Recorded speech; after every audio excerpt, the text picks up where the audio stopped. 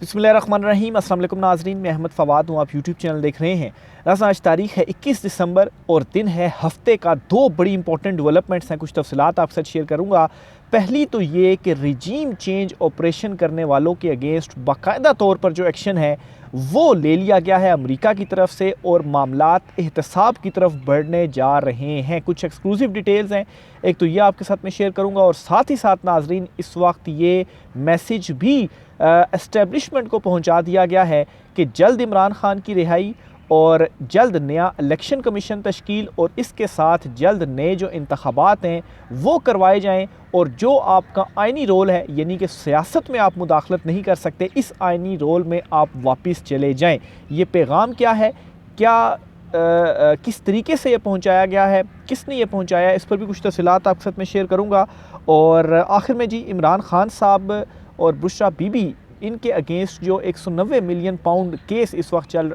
जिसका फ़ैसला महफूज हुआ जो कि मंडे को सुनाया जाना है, इस केस में भी एक बड़ी पेशरफ्त सामने आई है और एक कॉन्स्पिरेसी थ्योरी चल रही है कि इमरान खान साहब को इसमें जो रिहाई है वो मिल जाएगी। इस पर भी कुछ जो तफसीलात हैं वो भी आज के व्लॉग में आपके साथ में शेयर करूंगा। सबसे पहले तो जी, जो रिजीम चेंज ऑपरेशन है, इनकी ऑपरेशन करने वाले हैं, इनकी चीखें कैसे निकलने लग पड़ी हैं और मामला जो है रिचर्ड ग्रेनेल जो है इनकी ट्वीट से शुरू होता है। गुज़श्ता 2 दिनों से मुसलसल जो ट्वीट्स हैं वो रिचर्ड की जानिब से की जा रही हैं और अब तो बाकायदा तौर पर रिचर्ड ने टारगेट जो है वो करना शुरू कर दिया है। और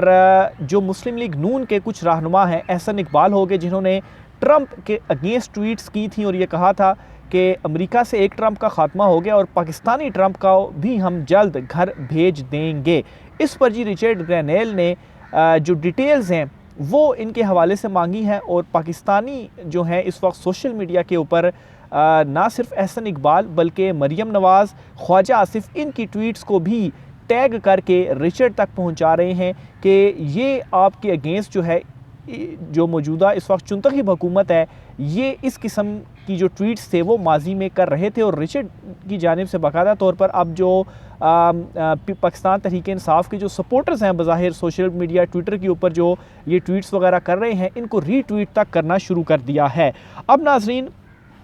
एक तो जो एहसन इकबाल है, उन्हें जो ट्वीट थी ट्रंप के अगेंस्ट वो करना महंगा पड़ गया और वो ट्वीट जो उन्होंने की थी कि जिसमें उन्होंने कहा था जी कि एक ट्रंप चला गया है और दूसरा पाकिस्तानी ट्रंप जो है इसे हम जल्द घर भेज रहे हैं, और इसको जी उस वक्त यूएस एम्बेसी जो इस्लामाबाद है उसने रीट्वीट किया था। अब इसके ऊपर रिचर्ड ग्रेनेल ने क्या किया है और ये भी आपको बताता चलूँ कि उस वक्त जब ये रीट्वीट किया गया यूएस एम्बेसी की जानिब से, तो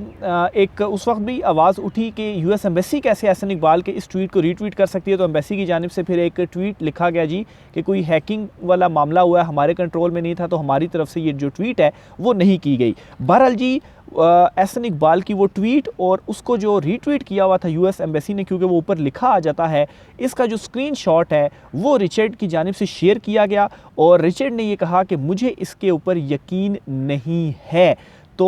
और ना सिर्फ इतना जी, बल्कि रिचर्ड की जानिब से ये भी पूछा गया कि मुझे ये बताया जाए कि ये जो ट्वीट है वो किस डेट को की गई थी, और फिर उसके बाद रिचर्ड ने बाकायदा तौर पर वो ट्वीट ढूंढकर उसका स्क्रीनशॉट लगाकर और ये जो ट्वीट है वो की कि आप जो ये कह रहे हैं जी कि आपका अकाउंट हैक हो गया था, मुझे इसके ऊपर यकीन नहीं है। यानी कि उस वक्त जब ये रिजीम चेंज हुआ था तो जाहिर सी बात है बाइडेन इंतज़ामिया थी और उसकी पूरी सपोर्ट थी, इसी वजह से ये रीट्वीट भी हुआ था। तो ना सिर्फ अब ये हो रहा है कि जो ये चुनतखब हुकूमत है इनके हवाले से रिचर्ड की जानिब से ट्वीट्स की जा रही हैं, बल्कि जो सहूलतकार थे यानी कि अमेरिका की तरफ से जो एक बाइडेन इंतज़ामिया और वहाँ से जो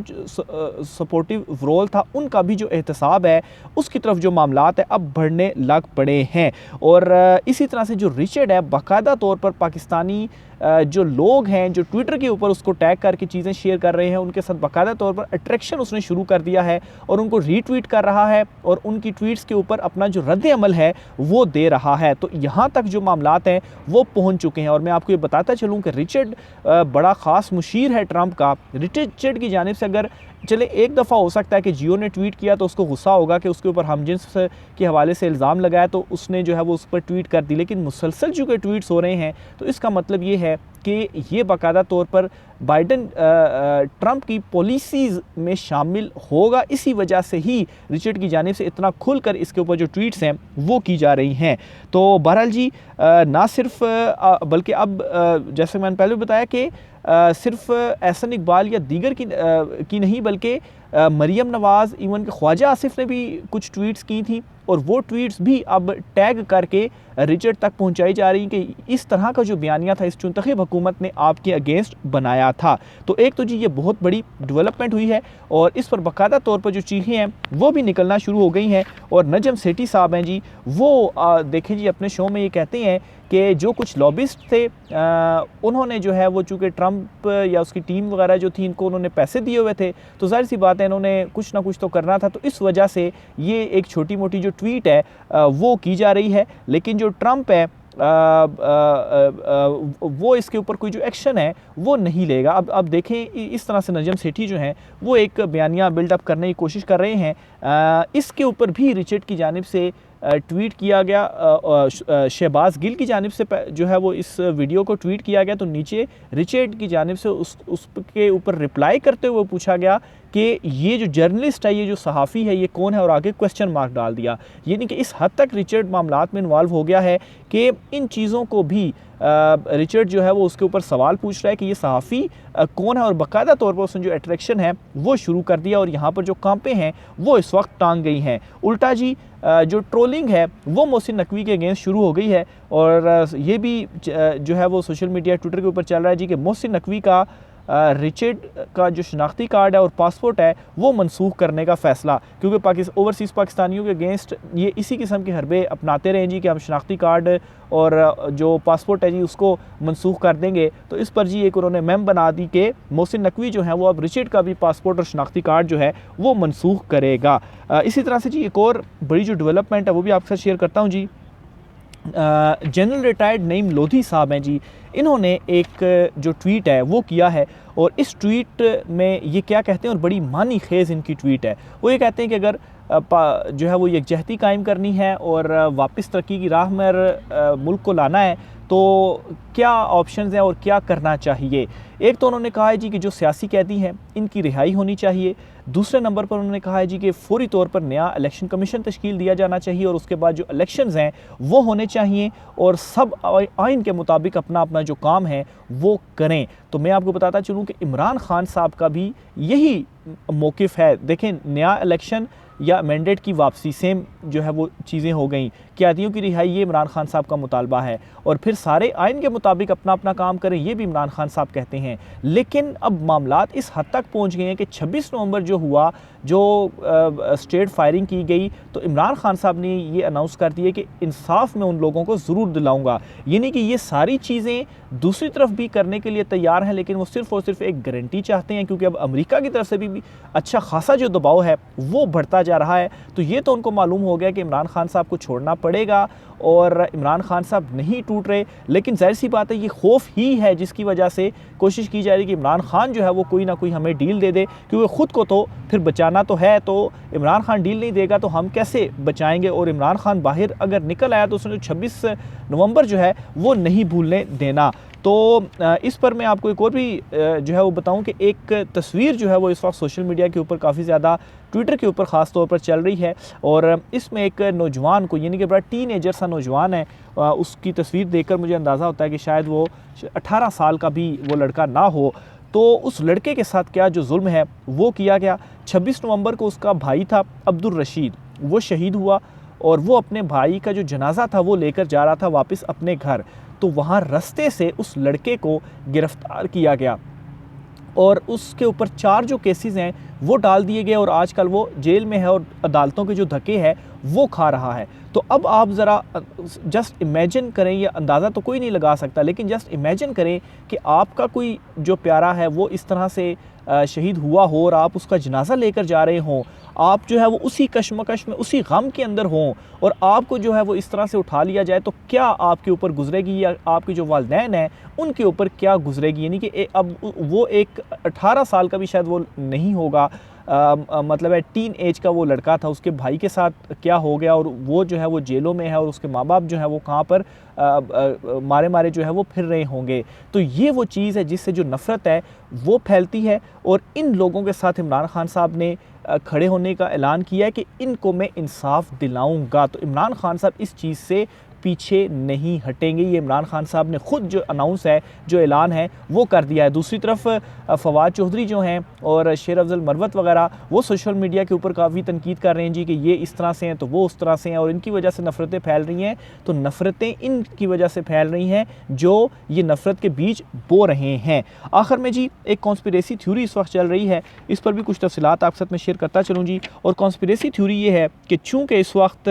अमेरिका की तरफ से भी अच्छा खासा जो दबाव है वो आ गया है और ऑप्शन सिर्फ इनके पास दो हैं, या तो इमरान खान साहब को किसी तरीके से ये मना लें, कोई डील ले लें, या दूसरी तरफ जो अमेरिका से आने वाला प्रेशर है वहाँ से ट्रंप को अगर ये मना लेते हैं तो वहाँ से प्रेशर नहीं आएगा तो यहाँ पर ये चीज़ों को जो है वो हैंडल कर लेंगे। इसके लिए सऊदीया यूएई के थ्रू भी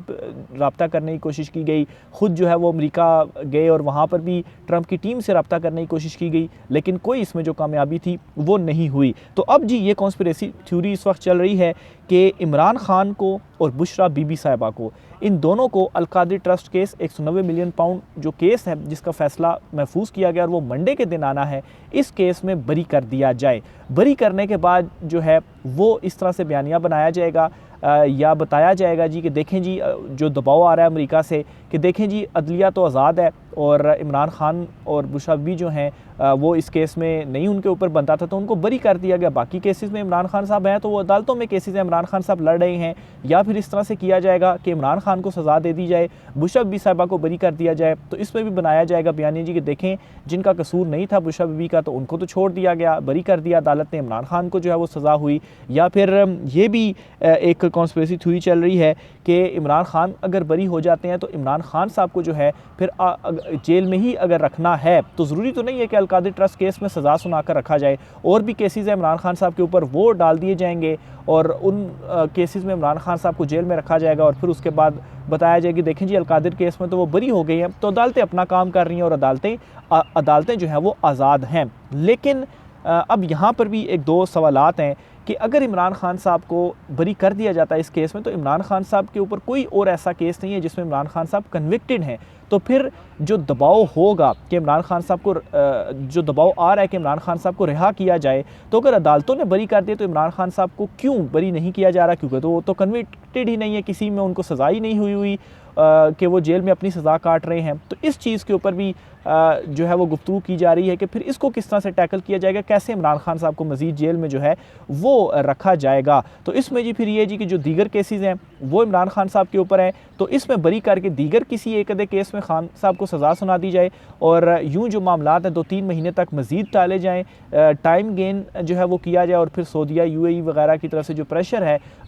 या जो राब्ता वगैरह है वो करके अपनी जो गेम है वो सेटल की जाए। तो ये जी इस वक्त एक कॉन्स्पिरेसी थ्योरी चल रही है, देखें अब मंडे वाले दिन क्या जो फैसला है वो आता है। बहरहाल जी इस वाले से भी मैं आपको बता चुका हूँ कि जो सफारती ज़राए हैं, एक ख़बर आपके साथ मैंने शेयर भी की थी अपने, मेरे ख़्याल से गालबन कल या परसों मैंने एक व्लॉग किया था, उसमें आपको बताया था कि जो सफारती ज़राए हैं वो ये बताते हैं कि सऊदीया और जो दुबई है वहाँ से भी ये मैसेज इन तक पहुँचा दिया गया है कि अपने जो मामलात हैं वो आप इमरान खान साहब से दुरुस्त कर लें। यानी कि ये जो इस तरह की कोशिशें कर रहे थे कि सऊदीया और दुबई के ज़रिए जो है वो अमेरिका से राब्ते और बहाल करने और राम करने की कोशिश की जाए, तो उसमें इनको नाकामी हुई है। और अगर अमेरिका की तरफ से कोई कॉल आती है तो ऐसा नहीं होगा कि